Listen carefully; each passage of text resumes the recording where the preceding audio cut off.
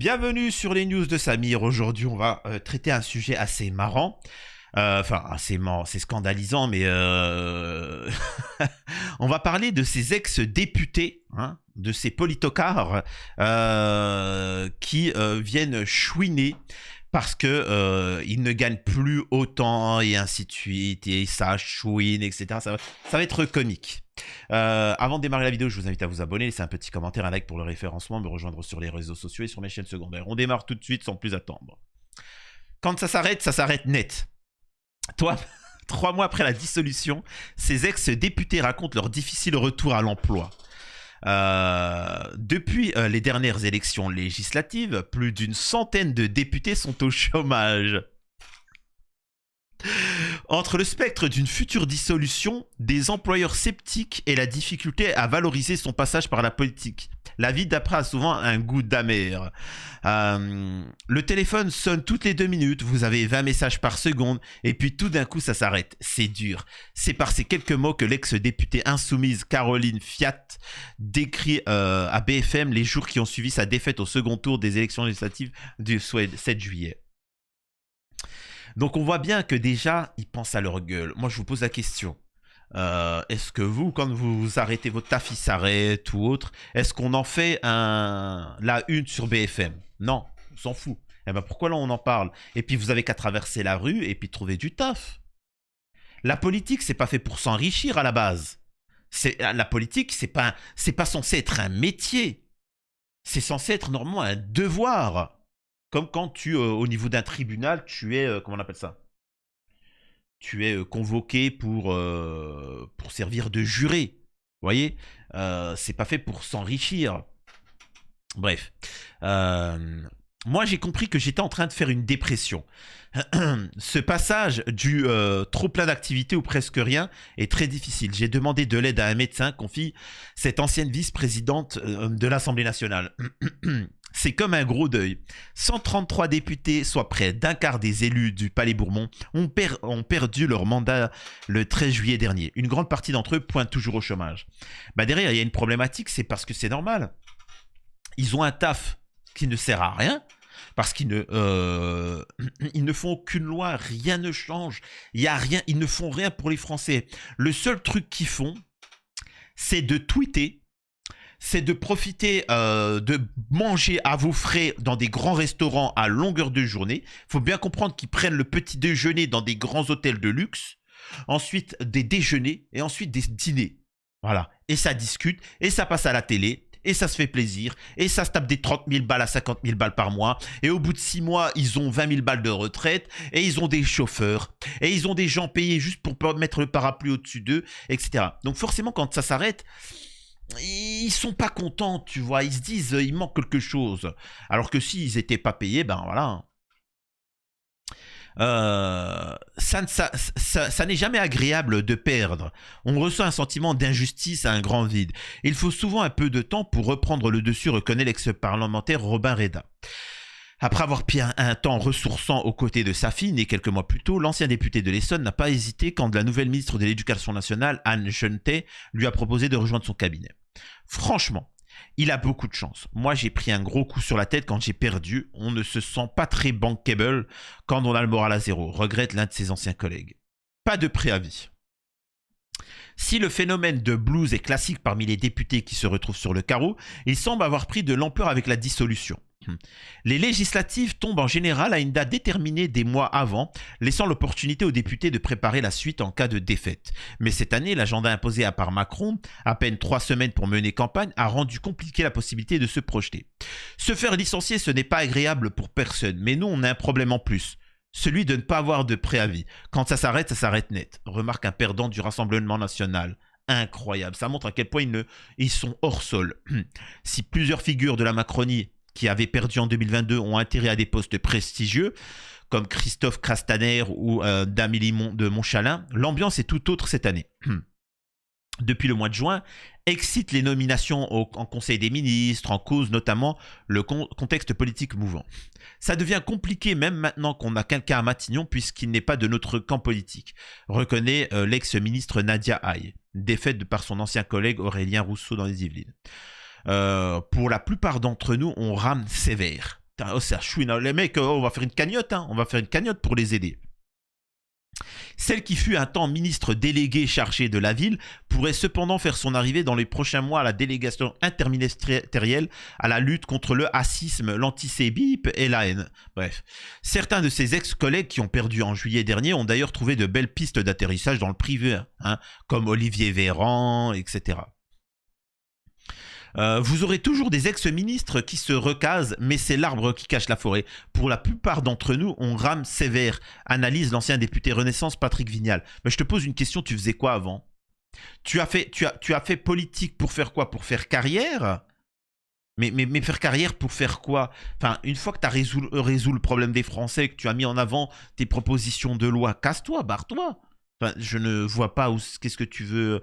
Enfin, excusez-moi de vous dire ça. Moi, demain, j'ai ma télé qui est cassée, j'appelle le réparateur. Il vient, il répare. Ensuite, c'est pas il vient et puis il commence à pleurer. Ouais, mais bon, ta télé est réparée, tu vas plus m'appeler. Je vais faire comment maintenant financièrement?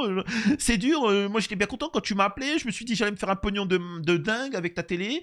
Et puis maintenant, tu me quittes, tu m'appelles plus. Je trouve ça.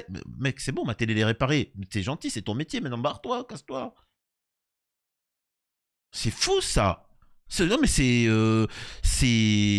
Oui, et t'as perdu ton travail, bah va traverse la rue. Va à Pôle emploi, à France Travail. Vous nous expliquez qu'il y a du travail. Plutôt que de faire venir des migrants pour travailler dans les travaux. Ils arrêtent pas de dire oui, mais les Français ils veulent pas travailler dans certains métiers et ainsi de suite. Et ben maintenant, moi ce que je propose, c'est que ces députés, ces ex-députés feignasses, bah, qu'ils aillent bosser dans ces tafs-là.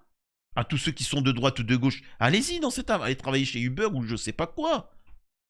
Oh mais on n'a pas de travail. Oui, vous avez été exclus parce que justement, et ce qu'ils oublient de dire, c'est parce qu'ils ne faisaient pas leur travail. Comment il s'appelle Poutine, il a amélioré grandement la situation des Russes économiquement et c'est pour ça qu'ils continuent à voter pour lui. Pareil pour le président algérien Tebboune, eh ben ils continuent à voter pour lui. Vous, si les gens ont arrêté de voter pour vous, c'est parce que vous êtes inutile. Donc, faut vous remettre en question.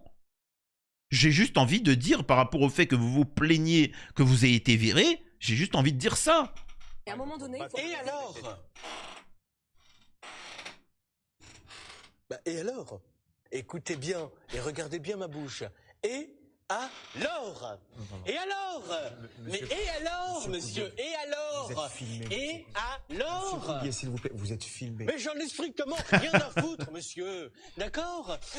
Et alors? Hein? Je les prends comme ça? Et alors? Et alors? Hein? Mais ne tournez pas le regard, madame. Et alors? Hein? je crois que les électeurs, nos auditeurs ont très bien compris votre message, Vous êtes monsieur sûr? Collier. Absolument. Pas d'autres questions? Aucune. En tout cas, c'était une très bonne interview. J'espère que vous avez très bien compris, les ex-députés qui regarderont cette vidéo, j'espère que vous aurez compris. L'angoisse de l'alimentaire. Concrètement, un ex-député touche après la défaite une indemnité mensuelle égale à 57% du montant de son indemnité parlementaire, soit plus de 5000 balles par mois. Il dort 4000, mais bon, c'est un peu plus. Quant à la durée d'indemnisation, elle peut aller jusqu'à 18 mois. Donc les mecs, ils vont se taper 5000 balles de chômage pendant plus d'un an. Et même davantage si le parlementaire battu a plus de 53 ans. Précise le site de la... Oh, quelle bande de profiteurs. Et ils se plaignent de ça. Ils se plaignent de ça, de toucher plus que 5000 balles par mois. Comme pour le chômage, il n'est cependant pas possible de toucher cette allocation si le député battu a l'âge de faire valoir ses droits à la retraite. C'est le cas de Bruno Millienne, âgé de 64 ans, qui dit avoir désormais l'angoisse de l'alimentaire. Le crédit de ma maison n'est pas encore payé, c'est compliqué d'assurer le quotidien sur cet ancien élu modem des Yvelines qui espère bientôt lancer son cabinet de conseil. Ce proche de François Bayrou touche cependant sa retraite de député 940 € par mois après 7 ans de mandat et celle liée à sa carrière de privé. Les virés, pas déprimés. En guise de coup de main, les anciens députés de la majorité ont lancé leur propre boucle Instagram, le temps nommé les virés, pas déprimés. Elle a désormais été rebaptisée plus députée mais toujours engagée. Elle compte pas moins de 250 membres, des députés qui ont perdu tout récemment mais également certains en 2022, précise Nadia Haye. On s'envoie des offres d'emploi, des conseils de formation, ça fait du bien, relate l'ancienne ministre. L'occasion aussi d'échanger sur les difficultés à retrouver un nouveau poste. Parmi les principaux handicaps de ces profils, la crainte pour leur employeur de les voir déserter pour faire campagne en cas de nouvelle dissolution dans quelques mois. J'ai passé 2 entretiens sur des postes de direction, raconte cet ancien député. On aimerait se tourner vers le secteur associatif. On m'a demandé si j'avais envie d'y retourner. Je n'en sais rien. Ça dépendra du contexte politique, mais je ne peux fermer totalement cette option. Il prouve bien l'inquiétude aussi de quelqu'un qui voudrait les embaucher. Moi aussi, je devais embaucher, par exemple, une femme dans un truc. Elle m'a dit ouvertement, par contre, dans 3 mois, potentiellement, je vais rejoindre mon frère dans une autre région. Mais c'est pas sûr. Je lui dis donc, en fait, moi, je vais me casser la tête à te former, perdre de l'argent à te former pendant plusieurs mois, et t'es en train de me dire que du jour au lendemain, tu peux te barrer? Allez, oust, tu vois. C'est normal. C'est-à-dire que ouvertement, la personne me dit ça. Et j'ai juste envie de dire ça. Tu te lèves, tu prends tes affaires et tu te casses. On a failli tous crever à cause de toi. Tu veux rester, non? Donc tu prends ton gros cul, ton sac. Voilà, donc c'est pareil pour les députés, hein, les députés qui se plaignent, machin, etc. Tu te lèves, tu prends tes affaires et tu te casses. On a failli tous crever à cause de toi. Tu veux rester, non? Donc tu prends ton gros cul, ton sac en jute, ton flambeau, tu viens ici, tu te casses. Mais donc on vote pas, quoi. Si, tu veux qu'on vote, regarde. Enfin bon, bref. Second obstacle sur la route de la réintégration professionnelle, le retour à la hiérarchie. Quand vous avez organisé votre emploi du temps comme vous le vouliez, sans compte à rendre à personne, à part vos électeurs, donc à personne, hein, parce que tu t'en fous des électeurs, on a du mal à vous imaginer avec des ordres de votre supérieur, avec des horaires, des impératifs, remarque une ex-parlementaire macroniste. Donc là, elle est en train de dire, quand même, c'était cool en tant que député, t'étais à la cool, tu mangeais, tu t'empiffrais, tu mangeais gratos, tu faisais rien, ça rigolait, ça se tapait des mecs, des meufs. Voilà, et puis il n'y avait pas d'ordre. Donc en fait, ils n'avaient pas d'ordre, ils n'avaient rien. C'était open bar. Et là, retourner à un travail où il faut rendre des comptes, on sera jugé sur notre travail, ça devient compliqué. C'est fou qu'elle dise ça. Vous êtes en totale autonomie pendant des années et là, on vous demande de vous retrouver dans un bureau 10 heures par jour. Décrit l'ancien député Patrick Vignal. Votre potentiel patron se dit que vous allez péter un plomb. Lui a décidé de reprendre l'entreprise de sport qu'il gérait avec son épouse avant d'arriver au Palais Bourbon et d'en profiter aussi pour se refaire une santé en ayant enfin le temps de faire du vélo. Reste à vendre des compétences nouvellement acquises au sein de l'Assemblée à un potentiel employeur. La manœuvre n'a rien de simple. Moi, je suis aide-soignante de métier. J'ai bac-2, affirme l'ex-députée LFI Caroline Fiat. Même si j'ai appris énormément pendant mes 7 années à l'Assemblée, je n'ai pas les diplômes nécessaires pour aller faire certains postes. Pour avancer, l'Insoumise a décidé d'utiliser la validation des acquis professionnels et de reprendre ses études pour devenir directrice d'EHPAD. J'ai longtemps travaillé dans le secteur scientifique, mais comme député, j'ai surtout planché sur l'économie. Mais je vois bien qu'on ne me voit pas dans autre chose. Pour certains employeurs, on a l'impression que notre expérience parlementaire ne vaut rien. Oui, ça vaut rien. Le retour à la vie professionnelle est plus facile pour d'autres, à commencer par les députés qui exerçaient des professions libérales. Même constat pour les chefs d'entreprise, etc. On se prive de beaucoup de talent. Oh les pauvres chéris. Incroyable. Bon bref, voilà, en tout cas, c'est juste pour vous montrer que c'est une caste et que les bouseux, hein, j'ai bien dit les bouseux de la population qui rêvent de devenir ça et ne rêvent pas de devenir ministre, député ou autre pour changer le quotidien des gens. C'est juste pour se mettre à l'abri et se mettre bien et s'en mettre plein les fouilles. L'une des solutions, elle est très simple. Quand tu es député, ministre, président, etc., 0 €. Aucun bénéfice. Rien. Pas de chauffeur. Pas de dîner. Pas de machin. Rien. Et vous verrez qu'il y en a pas, ils vont dire « Ouais, mais attends, moi, j'ai pas envie de... » Eh bien, vous savez, il y a qui va se présenter? T'en as qu'une centaine en France. C'est ceux qui veulent vraiment sacrifier de leur temps pour aider. Vous savez, hein, ceux qui veulent vraiment changer les choses et qui veulent aider de manière bénévole. Eh bien, eux, ils vont vraiment le faire avec le cœur. Donc, ça dégage, bon débarras et arrêtez de chouiner. À la prochaine sur les news de Samir.